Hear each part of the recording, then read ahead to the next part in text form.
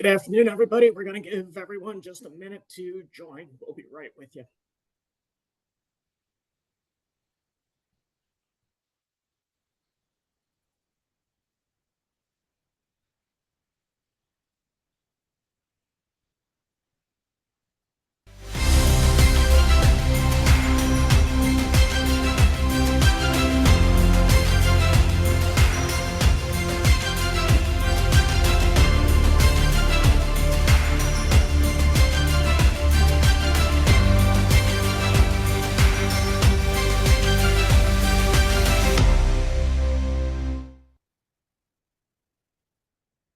Well, good afternoon, everyone. Thank you for joining us for another Wireside Chat.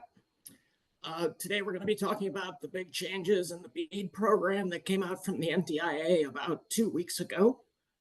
Joining us is Keith Weber and Benjamin Bennett of the Civicus Group. Civicus is a research and consulting company that specializes in federal, state, and local grants. They assist with grant proposals and do consulting. Also joining us is Jeff Broadwick, Senior Sales Manager at CTI, and Jeff is also a member of the board of WISPA. And then I'm Dan Lorenz, Director of Vendor Relations with CTIconnect. When we get started here, we're going to start with a polling question. I'd like you to go ahead and answer the poll questions, and then if you select other on the poll question, go ahead and drop your answer in the Q&A.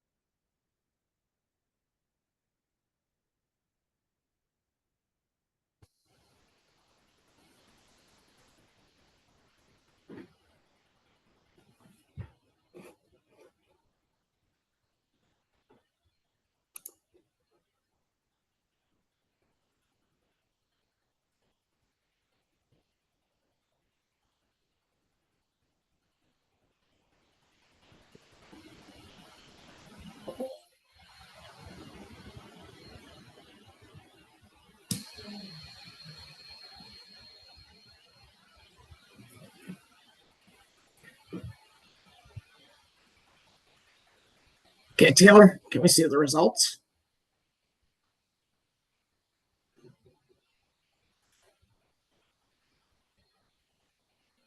Okay, so we see that about half the audience did apply for BEAD funding. Another 20% is considering applying. 8% don't intend to apply. And a whopping 24% of other. So if there's anything you'd like to say, again, put it in the Q&A. So advance the slide, please, Taylor. So Keith and Ben, can you go ahead and describe the major changes in the BEAD NOFO? And then we'll get into the implications of those changes. And go ahead, Keith. Sure, Dan, thank you. And thanks to the CTI team for the opportunity to just have a conversation. We have some slides here, but we want this to be as free-flowing and as informal as possible. So let me start that and say, if you've got questions, Taylor and Dan, we'll take those as we go. They're moderating those, so they'll tell me to shut up and we'll move on. But thank you all for making time to have this conversation with us today. I know there's a lot of interest as a group who helped facilitate to this point, gosh, I don't know, been somewhere between 25 and 40 BEAD applications.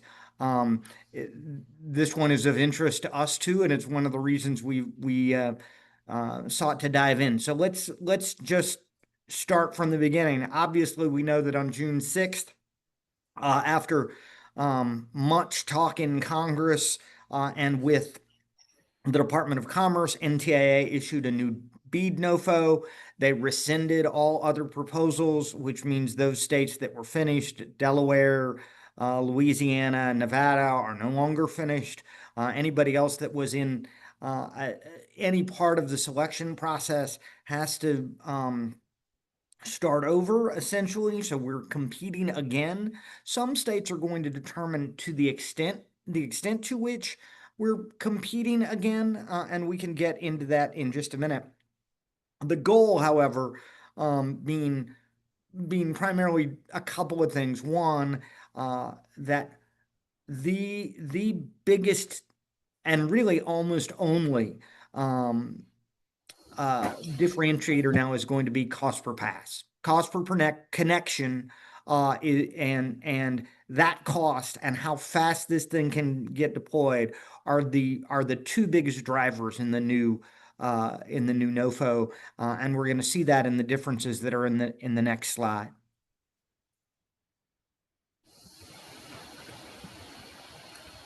But while we wait on that to transition, let me say a couple of things just about how this process, I was going to say, is going to work. Let's be real. This is an NTIA process overseen by Congress. So how anything is going to work is that's like saying that tomorrow is still going to be Wednesday again. How it's supposed to work is this. States are supposed to have 30 days from June 6th, so i.e. July 6th, to respond to NTIA with changes to their volume 2. And then NTIA has 90 days to approve all of those changes to each of the 56-ish volume 2s, if you count states and territories, that they have approved thus far, to reapprove those, and then we'll have another round or rounds of subrecipient selection process. So theoretically, and again, this is somewhat conjecture, but if you said that all of the states will take their entire 30 days and that so that no one's going to get a revised volume 2 to NTIA before June or before July 6th, and that NTIA would take all of its 90 days, then you're August, September, October, before states then have to restart a process. And we can talk about what that looks like. And so we can talk about those rules now. One, and this is the biggest one, and probably the largest one for everybody that is on this call. Obviously, the old NOFO, to most people's consternation, at least in this audience, had a very strong fiber preference. That's completely gone. We have full technology neutrality. That's a big deal. It's a big deal in terms of cost. It's a big deal in terms of delivery. It's a big deal in terms of options and all of those things. And that's why really that's a part of this of the new BEAD rules. The other things are that all of the answers that, how do I want to say this? All of the answers that most people made up on their previous BEAD applications, i.e. labor and climate and equity and civil rights and all of those, unless you were a very, especially to those of you that were small ISP providers and you're like, well, I think our policy says blank, all that stuff's gone. And so all the non-statutory requirements that would have been either programmatic requirements or requirements of policy from the previous administration have been eliminated, and you're back to the statutory requirements of the Act itself. Secondly, the local coordination, the middle class affordability plans, and all of those things, as you would have expected, with ACP not being around, all of those requirements are also eliminated. So the biggest thing to take away from this is that this is a very, very theoretically streamlined process. As everybody knows, the major criticism of how this was rolled out was that, at least to the connection point, it wasn't rolled out. It's been 4 years of laboring to get to the process that most of the states were at, but Congress thought that 4 years was too long. Not making a political statement one way or the other, but I'll say this: instead of clearly the most important thing in the original NOFO, and still in this one, is speed and connectivity. The next most important thing in this particular piece is speed to deployment. How fast can this thing get done? So the other thing you'll see is that where NTIA dictated low-cost plans before, now ISPs can set their own pricing. And then, of course, there are new eligibility rules for unlicensed fixed wireless, for satellite, and all of those things. One thing, and I'll stop here for a minute. One thing I'll say is we're aware that several states are currently undergoing remapping processes, for lack of a better word, and they've notified applicants and other awardees, if you are a part of a CPF award or an SRLF award, about unlicensed fixed wireless providers in your potential service area. We would encourage you to, even if there's not really a formal response required when your state broadband office reaches out and says, hey, we know this, this, and this, and these are where, we would encourage you to make a response of some kind.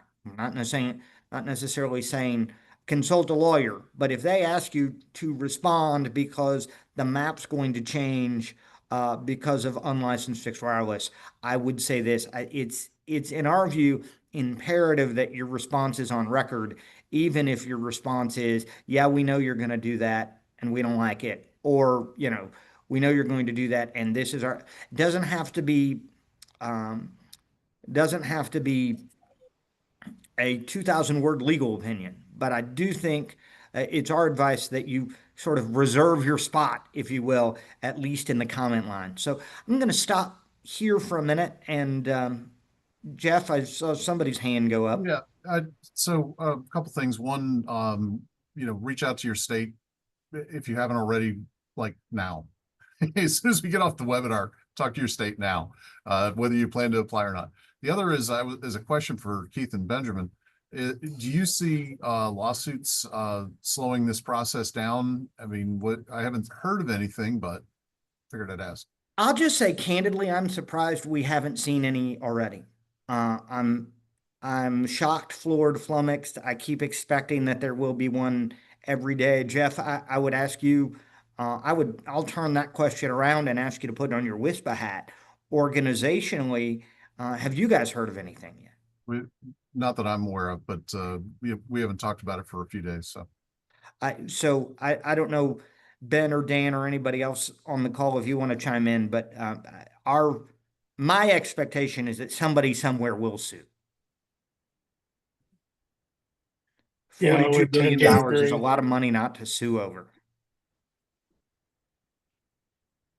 Yeah, I would think that the phone companies who are primarily fiber already are probably not too pleased with the new NOFO. Most of our customers, I expect most of the people on this call were wireless providers first, and they may be fiber providers now. But in the scoring rubric, is cost per passing going to be the biggest consideration? Yes. Now, do we know what the percentage of the rubric's going to be? No, we don't. Is there going to be some variance of that on a state-by-state basis? Yes, I would expect so. But the NOFO is clear that the biggest consideration is cost per pass or connection. So, yeah, that's a huge impact on fiber deployments. Yeah. It'll be interesting to see, because obviously states, there is a piece in the NOFO that allows states to designate priority projects, and some of those priority projects may well in fact still be fiber, and so how do I want to say this? There are all kinds of ways you can sort of try, if you're a state broadband office and you and you want to stick as close to your original process as you can, there are all kinds of ways for them to try and do that. Now, the extent to which they're going to be successful in doing that, the extent to which NTIA is going to hold a hammer over them for compliance or lack thereof with the requirements of the new NOFO, the extent to which, the winners, so to speak, or the subgrantees are going to have to look substantially different, especially for those that have already submitted their completed volume 2s back to NTIA, or we're about to. That'll be interesting to see. And another piece, for Jeff's point, another piece where you might see lawsuits. I would say I hope not in this sense. Obviously, this process for all of us, for those people who write the applications, for you guys as service providers and ISPs, and both Ben and I used to be partners in ISPs, or either employees or partners in ISPs, so we've sat where you sat too. Gosh, it would be nice to have this thing done. And so, Yeah. hopefully lawsuits that I still think are coming don't extend this forever, because, 4 years is a long time anyway. And then you've got a couple more years of deployment. And if I had to miss my guess, I would think that they're going to extend the full deployment deadline to sometime in 2030. And so, sooner is better, but at the same time, as the old saying goes, we need to make haste slowly here and make sure states get it right. And I think the best thing you guys can do from an ISP standpoint is try to hold your state's feet to the fire. If you think they're circumventing the new NOFO to try and stick as close as possible to the old one, say something. If there's an opportunity for you to comment on unlicensed fixed wireless and how those would impact your projects, do so. And not to say that we shouldn't include unlicensed fixed wireless. I'm saying this is the point at which, if you haven't been engaged in the process previously, get engaged. Like, as Jeff said, actually, I wouldn't even wait until we're done. Just put me on mute and call your state right now. And then call them again at the end of the webinar when you see us being done talking. So, Keith, they need to hear from people. They need to hear from people immediately. They need to hear from people kindly and constructively, but vociferously as well. Yeah. So I got some real-time information. Apparently, IIJA/BEAD is exempt from the Administrative Procedures Act. WISPA looked into suing about the NOFO when it first came out, and there was no option to sue. It's entirely up to NTIA. Is the best information I have right now. I knew that and agree. I think there are interesting and inventive lawyers out there who would figure out a way, if they were so inclined, especially if someone was paying them an hourly rate and not billing them on contingency. Well, you could also see action. No at the state offense to any of level, the lawyers on this call. I would guess you could also see action at the state level. Yeah. Really, that's my expectation. And I don't know if anybody's going to do that. But my expectation would be that one of the states who was complete or very, very close to complete would sit and say, wait a second. We've spent lots of time, money, effort, energy, and all those kinds of things. And we'll just have to wait and see how that plays out. As I mentioned, I really don't think we're going to get, well, we might, but I don't think we're going to get, if everybody sticks to the timeline, I don't think we're going to get reissued NOFA or reissued state processes until sometime late this fall, with a due date that is, Merry Christmas or shortly after the first of the year, depending on how quickly the states want to run their benefit of the bargain round and other things. So, Keith, Ben, would you guys discuss that last point on the slide about unlicensed fixed wireless? So, unlicensed operators when BEAD first came out, they were not able to say that we cover this particular area because they were using unlicensed radios, right? So I think that has changed. Can you discuss that a little bit? Sure. Ben, I'll let you hop in if you want to. Oh, go ahead and take it. Okay. So the short version is, at least as it is currently written, unlicensed fixed wireless has the opportunity to now say, we serve area X, regardless. And that in the process of, and this is why we mentioned contact your state immediately. Oklahoma, as of, for instance, where we sit, if that's a concern, they've noted, what do you have in your Oklahoma, been until the 23rd, until Monday? I think that's right. Yes. To come back and say, okay, as an unlicensed fixed wireless provider, we serve this area. If you're using licensed wireless, you have the opportunity to say, hey, what that's going to do, at least theoretically, and this is the big piece.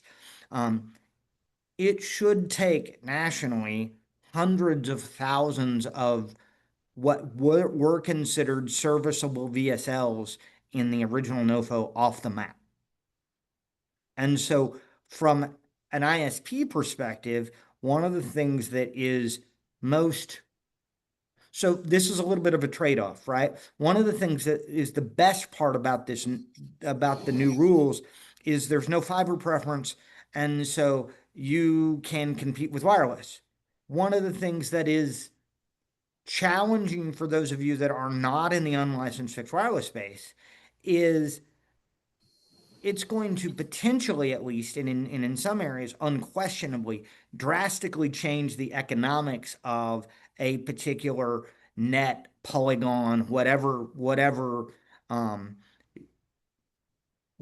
space of use that your state was using, because you could go from 1,000 BSLs in an area to 300, and what does that do from your perspective about the economics of a particular project? So that's one thing that I would encourage you to look at closely and carefully especially if you're not in the unlicensed space. We've got a couple of questions in the chat here, in the Q&A, I should say. If we're looking to participate in BEAD, would it be best to not challenge unlicensed fixed wireless locations in order to keep the per location subsidy lower by serving more eligible locations? I'm not trying to cut the baby in half here. I think that the answer to that question really does depend on the specifics of the location and the net or the polygon that you're working with. The real piece to that, again, gets back to the economics of it. If it's a significant impact on the number of DSLs, I think you have to. Wouldn't say I think you have to challenge it, but the larger the impact is, the more likely it is that you would challenge those spaces. If you're talking about losing things on the edge, then I wouldn't be as concerned about it. So that's a case by case, project by project question. Yeah. You also have to make sure that you got the subscriber data, the speed test results, the network maps with service tiers and capabilities via technology that would support that as well. So it's not one that you just say, hey, we're here and you're trying to protect it. You got to make sure you actually have the data to support that aspect. Sorry, Keith, didn't mean to interrupt. No, that's absolutely right. And I would go a step further. My assumption here is that even though we're all in the industry, my assumption here that everybody on this call and that everybody putting forth the BEAD application is going to be absolutely honest about their coverage and speed. Having said that, we've all dealt in situations where maybe that wasn't the case. And so if you can document that there's an area where somebody says they're providing X, Y, and Z, but it's impossible for them to be providing X, Y, and Z, then make that case. Do it politely, do it with data, do it with all those. But but Ben's right. You have to make the case that what you're providing is what you're providing. And if you can also make the case that what's being said is being provided isn't being provided, then you also need to make that case. And if you can't make either of those cases, then to the point of the question in your that came in the Q&A, then keep your mouth shut. But if you can make those cases, make them. Some people in the industry I know are actually not going, or that, well, they're considering not claiming unlicensed fixed wireless is served so that they can then go in BEAD and try to cover those areas and rebuild those areas that way. So there's some potential gamesmanship that you could do legally that in order to increase your chances if you think you've got the best shot of winning those areas.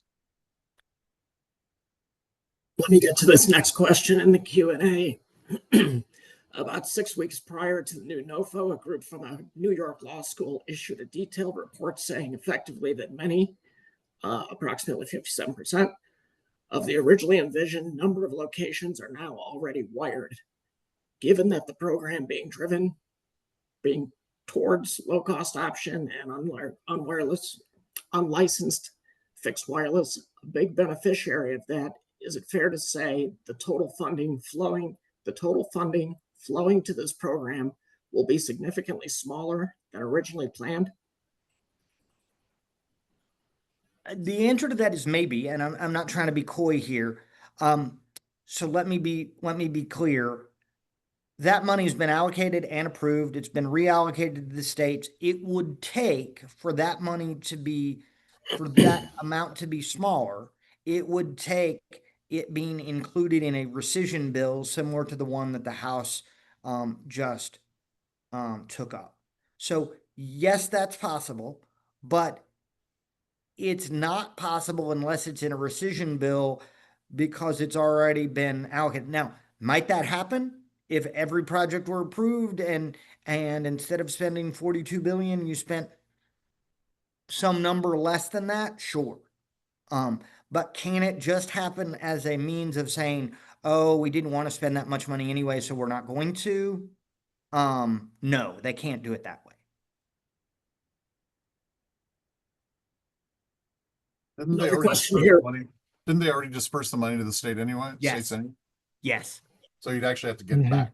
You'd have to. Now, there is a mechanism to get it back from the states. That's not the hard part. But once Congress got it back, they still can't do whatever the heck they want with it unless they put it in a rescission bill. And, the rescission bill that we just passed or are considering, maybe it's not the first rescission bill in history, but it's the first bill in the last 40 years of modern government. So the notion that that's going to happen again is, pretty far-fetched in my opinion. So next question, when you say something to the state. North Yes. Carolina is going into this kicking and screaming to not allow wireless. Is there anyone else we should contact? If they're in violation of the new NOFO or you feel that they are purposely and you can prove it, then I would send it direct to NTIA. Yeah. The other thing you could do, and I'm being careful here because I certainly am not, I don't want this to be a political question, nor do I want to give political advice. But this has a significant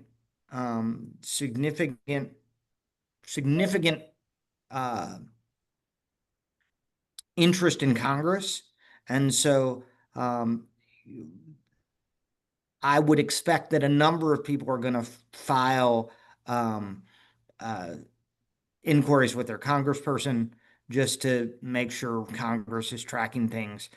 That's a potential option as well in every state, regardless of whether the state is moving ahead or is trying to do so kicking and screaming or trying to do some middle ground. I would expect. I know in Oklahoma and Texas where we do an awful lot of work, and in Utah where we do some work. I know there've already been congressional inquiries, and I would suspect that there will be one in almost every state. That's up to you as to whether you want to be a part of that or not. We've got a few more questions to get through here. Starlink was just listed by Ookla as 17% locations with 100 by 20. There is almost no initial capital investment. Cost to each household is extreme in monthly pricing. Not quite a question, I guess, but can you discuss the role of low Earth orbit satellites in this? I know that there's allowance for it, but you can't just say, well, Starlink covers everywhere, so everywhere is covered. Yeah, I think that's, to be frank about the subject, I think that's the great unanswered question of this particular set of rules. And we'll end up having to see on a state by state basis how much leeway they give low Earth orbit satellite. We've all worked, or I won't say, we've worked on projects where that probably makes sense. And projects that have been funded by state and federal sources where strictly on a cost basis, something like Starlink probably would have made sense. But in general, I think that's one of the areas where you're going to see states do everything they can to avoid that as a blanket and try to box LEOs as a solution only into those extreme high cost areas. Yeah, which makes sense. Mm-hmm. Makes sense. Mm-hmm. Alaska, for instance, a lot of Alaska would be up for discussion in that respect. But but I think that's what you're going to see. I think you're going to see people be very, very careful about trying to give preference to LEO only in areas that meet not just a high cost threshold, but some form of extreme high cost threshold in which the justification becomes we can't get broadband to everybody, even given the budgets and the new cost, unless we use satellite to do it in these areas. That's how I think it will play out. We'll see. Another question, more of a comment. Bottom line, the original way was the most expensive, way expensive. And that 100%. seems to be the case, right? That fiber first. No, 100%. I don't think there's anybody on this webinar, would be my guess, even those people who are like us at one point knee deep in fiber and hybrid projects. I don't think there's anybody who wouldn't look at certain projects we were involved in and go, gosh, this was the best way to do that. I mean, we can all point to a number of projects where you're like, well, you could have done a hybrid solution here and cut the project price by a third, or you could have done, and so absolutely. And the one thing you do take away from this, I wish they would have handled the process differently. I wish they would have done this from the beginning. I wish they wouldn't have waited until, I don't even know if you would call it the 11th hour, 1 minute till midnight or a couple of minutes past midnight to go, oh, you know what? Never mind, new rules. Like I hate all of that. I think it's unfortunate. On the other hand, I think a lot of what they've tried to do here really does correct problems from the original NOFO that were problems from a cost containment perspective from the beginning, and everybody should have known that. If it would have allowed for fixed wireless initially and LEO for high cost areas, we'd already have a huge percentage of the stuff covered. Yep. And a vast majority of the projects would be done, or at least underway. Right. I won't say done, that's probably too ambitious, but at least underway. Some of it would have been done. Mm-hmm. And then the question about assisting with the filings to the NTIA, I think that relates back to Kent's question about North Carolina and their stubbornness. Stubbornness. Always use the $3 word if you can pronounce it. No, I'm kidding. Yeah, I can't pronounce that other word either. Um, yeah, again, I think that this process nationwide on a state by state basis is going to be watched very, very carefully. And so, uh, if you have an opportunity to provide constructive comment about how your state is doing the implementation of those projects and to hold their feet to the fire in that respect, um, uh, you should do so. Whether that's notice of public comment if they're allowed at the state level or when they're allowed at the state level, whether that's congressional inquiry, whether that's response to RFIs or FAQs when the new processes come out at the state level. All of those things are options that I think you should pay close attention to and exercise if you think on an individual basis for your project and your company, they make sense to do so. Another question in the Q&A, do you think states will be receptive to hybrid projects that involve fiber to the tower and next-gen fixed wireless access last mile service? I'll say I think they ought to be, but I think the receptivity of states is going to vary a lot on a state by state basis. Um, Still rolls up to cost per pass. yeah, yeah.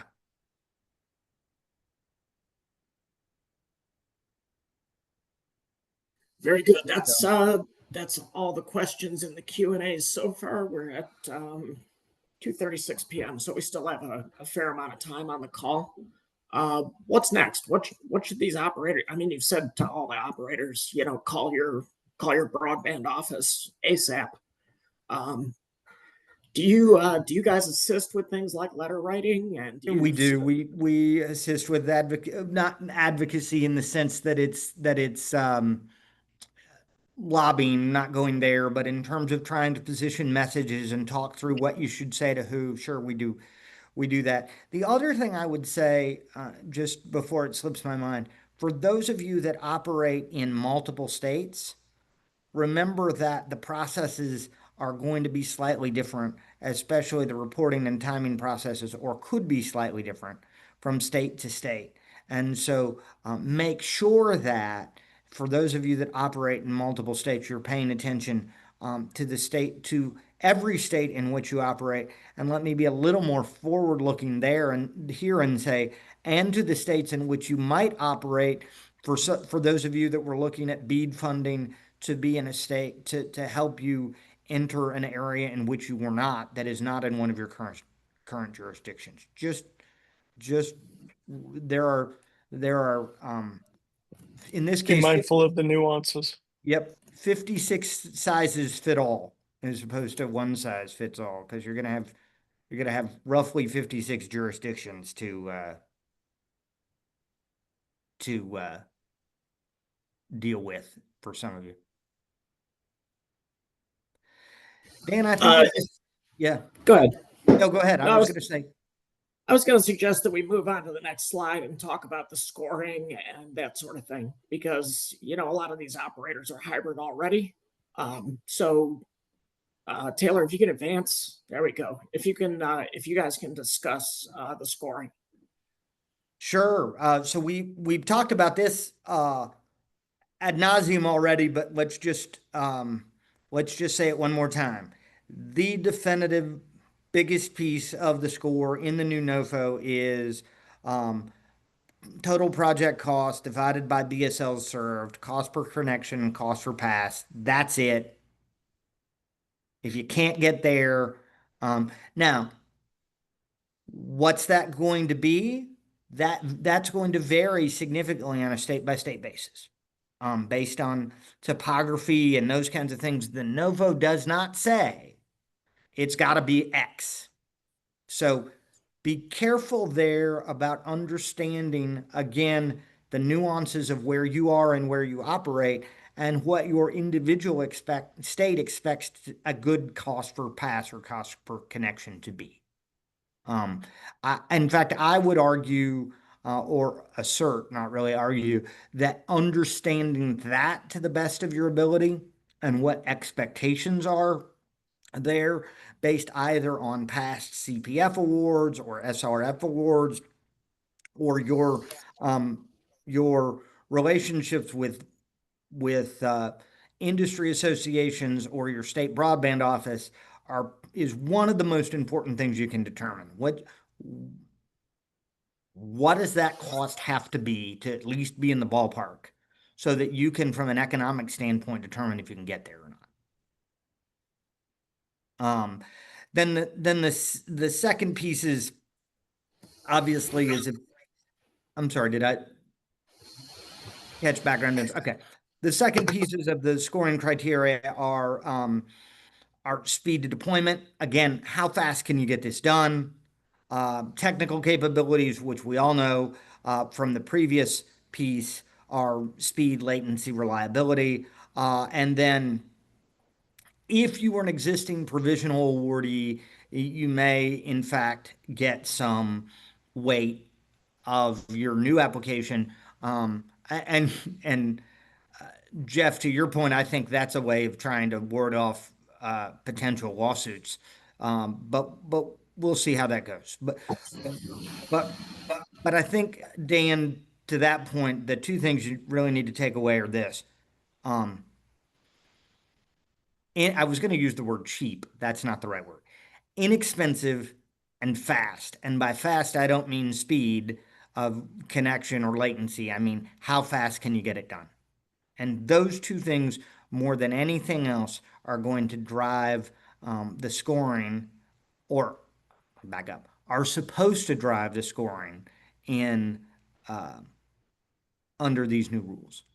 So those are the two things that I would pay attention to is broadly speaking, what do you think that your individual state or jurisdiction is going to say a good cost per pass is, and can you get to that number? And then secondarily, can you be using the adage that you should under promise and over deliver still? Can you be as aggressive as possible in getting the project complete? And those two things are going to be the things that determine who wins and who loses. A couple more questions. Are there penalties for not completing a BEAD build in the amount of time that is committed to? Expressly no, because they can't. There are potential penalties for not committing it or completing it, excuse me, in the timeline of BEAD as a whole. But if you said, I think we can do it in 6 months and it took 8, but statutorily you had a year, there's not much they can do about that. And I thought I read somewhere too that there was still no extension on when these projects need to be completed, even That though is the funding correct. has been delayed and delayed and delayed. So the whole timeline to deploy has been compressed, right? Yeah, that's correct. I especially now, with projects not being underway until sometime early in 2026 at the earliest. And now I'm wearing watch me put my pessimist hat on, okay? I actually don't think that I think it's possible, not likely, but I think it's possible that we won't have projects started until a year from now if every state really does go all the way back to the beginning and starts all the way over. So if somebody's already submitted their BEAD stuff and tariffs have changed their economics, can they go back and kind of get another bite at the apple with this process? Yes. In fact, our initial conversation when it first came, with the first couple of days, was everybody sit tight and don't resubmit unless you really think you have to. And now I think I would, at least, Ben and I haven't discussed this at length, but I would say and wait for the benefit of the bargain round and try to do this as quickly as possible, right, and with as little pain as possible. And now I think I would say it's in most people, I won't say everybody's, but it's in most people's best interest to resubmit your entire application. And the clock doesn't really start until the grant agreement is actually signed. Mm-hmm. And then in the original, it was, I believe, between 4 and 5 years of the moment the grant agreement was signed to get the project delivered. However, it's unknown what the new guidance is going to truly be until they actually get through this 90-day process. Yeah, Okay. Ben's right. My supposition, I think, is that they have. You never want to say no one has any choice. I fully expect them to extend deadlines. I really do. Theoretically, they wanted this thing done by 2028, and you know, you're Here not we even are. you're not even going to start till midway through 2026. So they're going to have to move, in my view anyway. They're either going to have to say, okay, we're not moving it to a date certain. We're going to say it's X number of months since you signed your grant agreement, which is going to have everybody's, or they're going to have to move it out to probably 2030. Eric had a question about Yeah, whether or not the states could give preference to a local presence, a local provider in case of tiebreakers. Unclear. Not in the federal NOFO that we've seen. So I think that states will try that. States certainly had done that with other federal funding. Texas and Oklahoma and Kansas all did it with SRLF funding that they were using for broadband. I would expect that to be the case here, but in terms of what's in the NTIA notice, there's not enough there to say definitively that they can. Also, not enough there to say definitively that they can't.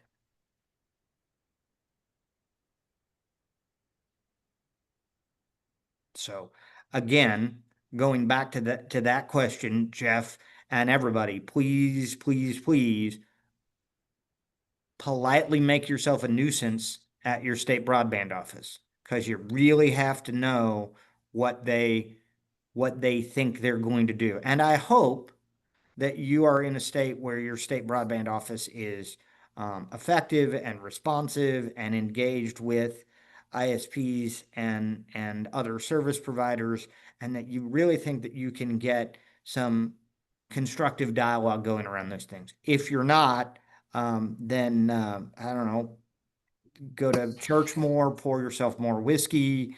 I medicate however you need to do that. But I certainly hope you have an opportunity to constructively dialogue. Very good. We're at 2:48, so almost coming to the close of the hour. I'm going to ask all of our attendees to please put in any final questions that you may have. And then Taylor, would you advance us to the closing slide?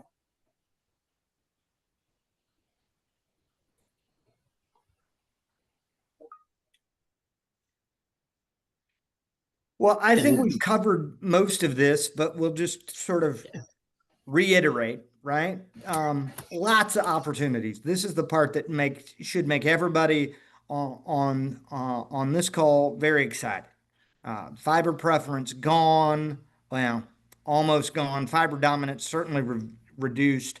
The other piece, less paperwork in terms of the non-statutory requirements that we've talked about previously. One thing we didn't talk about at length is that from a regulation standpoint or a regulatory standpoint, NTIA wants all the NEPA approvals, which is National Environmental Policy Act, which I assume everybody knows. They want 90% of those done within 2 weeks of award for projects. As somebody who's done a ton of NEPA work, both in broadband and other grant writing for construction projects and otherwise, I almost would regard that as a feat of anywhere in the same neighborhood as achievable as a balanced budget. but they say they're going to try and do that. So hopefully that's true. We can all attest to projects ongoing with CPF and SRLF where those NEPA approvals have taken somewhere between 6 months to a year. So how we're going to get that to 2 weeks, I don't know, but you never know. The other thing here is obviously from a risk standpoint, every award area, this says may reopen. I think it will reopen.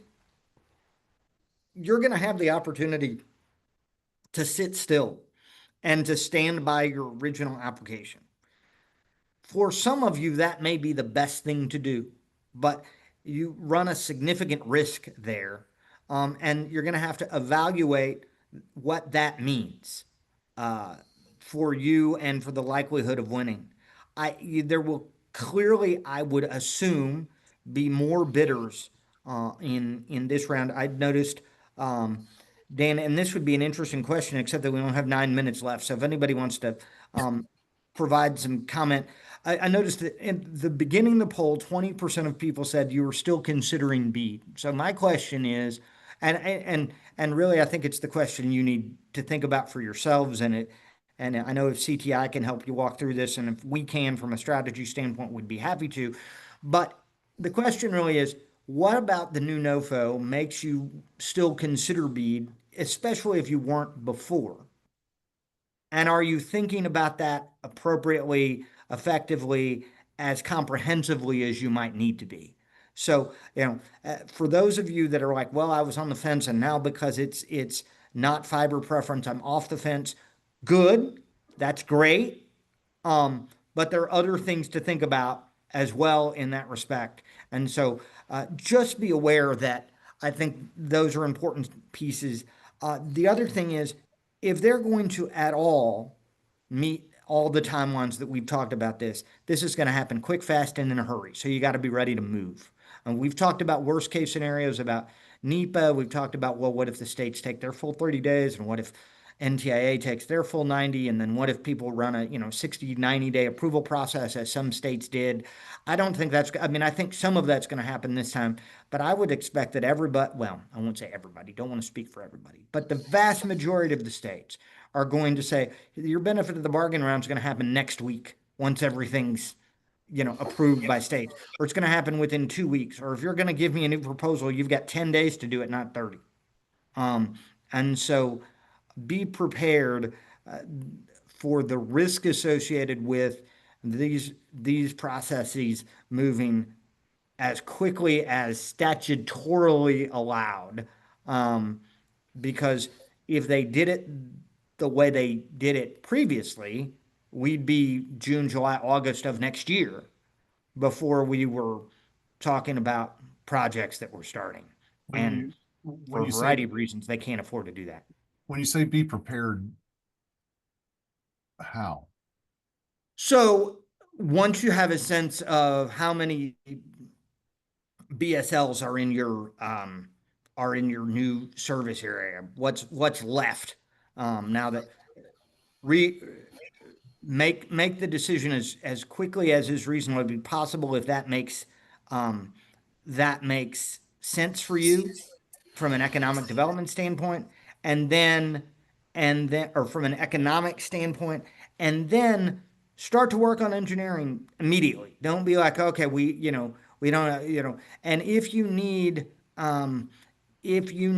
to look at how you're going to redo equipment based on what your first bid was, or what the prices for tariffs are, or lead times for equipment, and things as you talk about speed to deployment, start to work on all of that stuff now, so that you can build a good picture of it, so that you're not looking at something, with a 10-day deadline going, I wonder what my lead time for X is. Mm-hmm. There's one final question in the Q&A, and I'm not sure which comment of yours he is referring back to, but he says, does that open up for cell companies and Starlink? So I guess the question is this an opportunity for cell companies?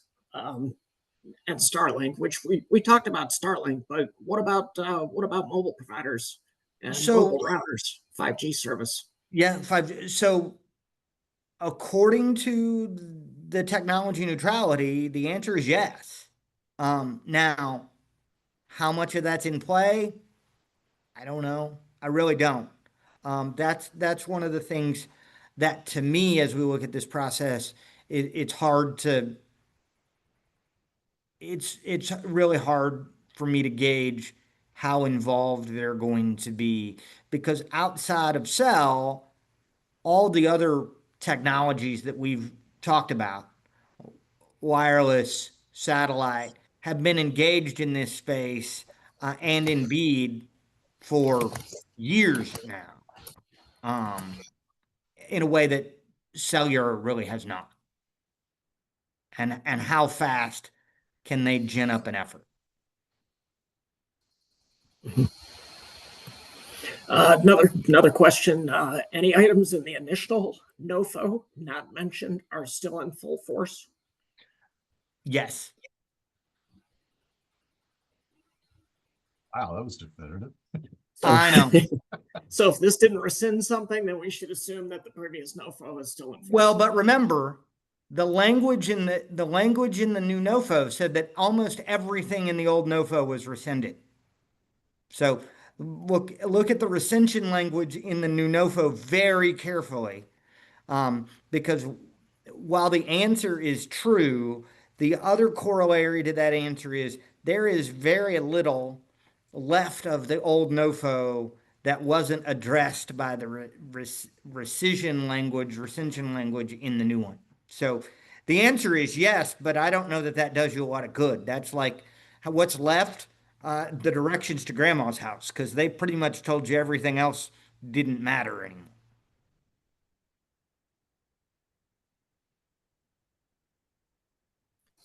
Is BABA still in force? Yes. That is the one big thing they have not changed, and I wouldn't expect them to. There is, and I haven't had a chance to review it, but I did see a notice that there may be some new guidance around BABA coming out. But I haven't seen it yet, so I would be interested if any of our CTI partners or anybody else on the call has seen that guidance yet. But I just saw another webinar about it, about new BABA guidance, I think yesterday, that is supposed to be within the next week or two. So I would look around and see if they're going to change elements of BABA, but BABA itself is still enforced. Another question or comment: to confirm, BEAD will be more strongly considering both wireless technology and fiber? Question mark. If so, unlicensed and licensed are both considerations?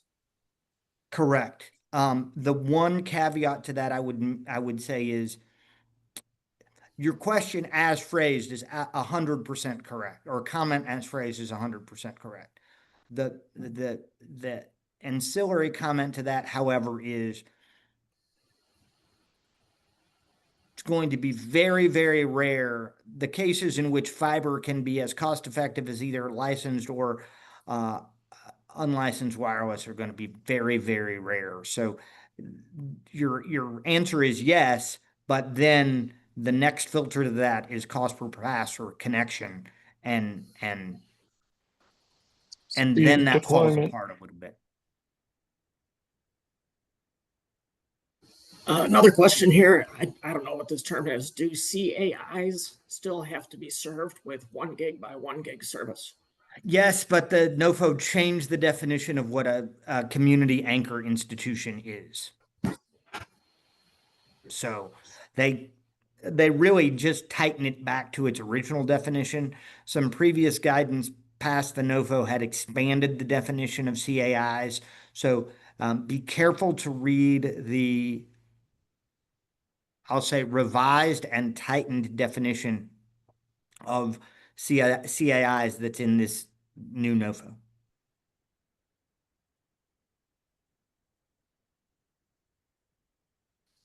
Very good. We're just exactly at an hour. Oh, hold on. Does it have to be 1 gig by 1 gig fiber service for CAIs? No, not fiber anymore. Now the question becomes, can you prove you can provide 1 gig by 1 gig consistently with all the other technical requirements without fiber? So, and the challenge there is going to be, and I know there are several people, so I'm not trying to pick providers here, but Tarana's new stuff says they can do that. There are several other folks who say they can do that. The question in my mind will be, do the technical experts at the state broadband office who are supposed to be on staff making decisions, or at least helping make the decisions about, can the technology do what the technology says that it's going to do? Do they believe you can do that with the technology you've spec'd?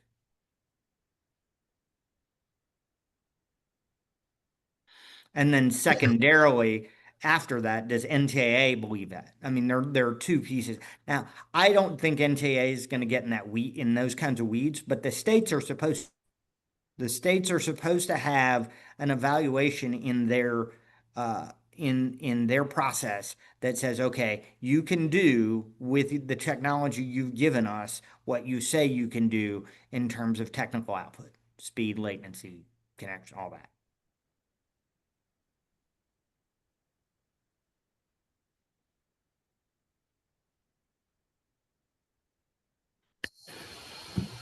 Alrighty, last call for questions.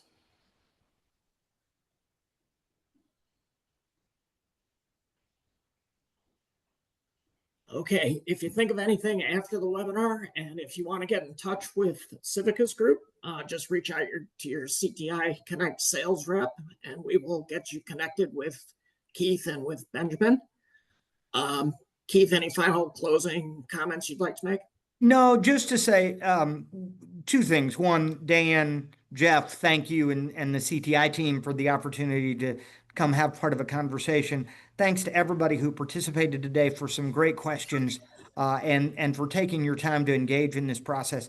The last thing I would say one more time is, be hyper engaged in this process going forward. Talk to your state broadband office. Understand what, when, where, how, and how for this is going to go out. The nuances on a state-by-state basis, a whole bunch of people, including us in CTI, can help you navigate, but really that's going to come down to your understanding of it for your particular situation, your particular project. So roll up your sleeves, get your hands dirty, do what you're good at, and be hyper vigilant about how these opportunities manifest themselves for you. Excellent. Well, thank you very much, Keith. Say thank you to Ben for us as well.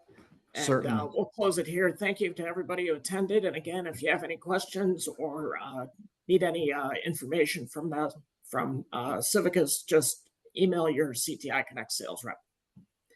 Thanks, guys. Thanks all.